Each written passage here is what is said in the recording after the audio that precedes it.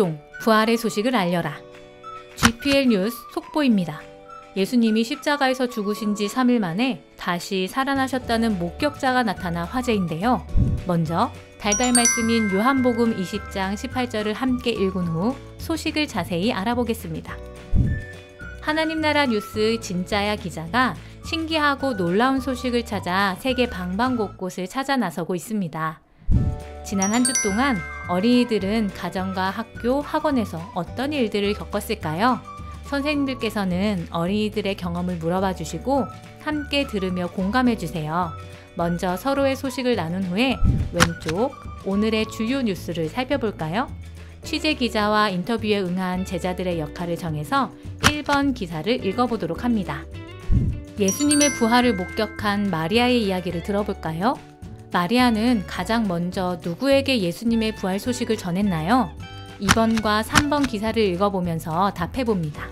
마리아가 제자들에게 전한 소식이 제자들을 통해 세계 곳곳에 전해졌고 결국 오늘날 우리가 그 소식을 듣게 되었다는 걸 알 수 있어요. 그렇다면 우리도 가만히 있을 순 없겠죠? 우리도 예수님의 부활을 전하는 일에 동참하기로 해요.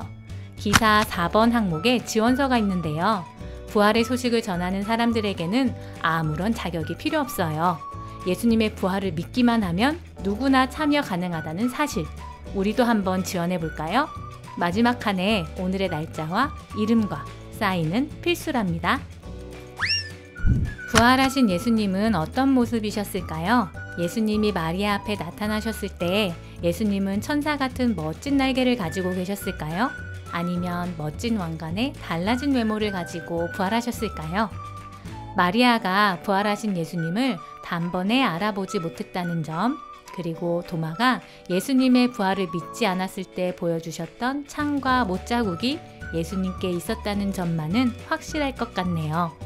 선생님께서는 어린이들이 부활하신 예수님의 모습을 마음껏 이야기해 볼 수 있도록 해주시고 그 예수님이 나타나셨을 때 나는 과연 어떤 말을 하고 있을지 상상하며 말풍선에 적어보도록 지도해 주세요. 2020년 이후 우리는 코로나 바이러스로 인해 달라진 삶을 살아왔어요.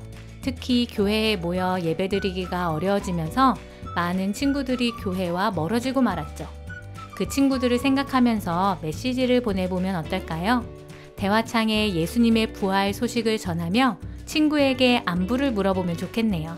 선생님께서는 친구들을 생각하면서 기도로 공과를 마무리해 주세요.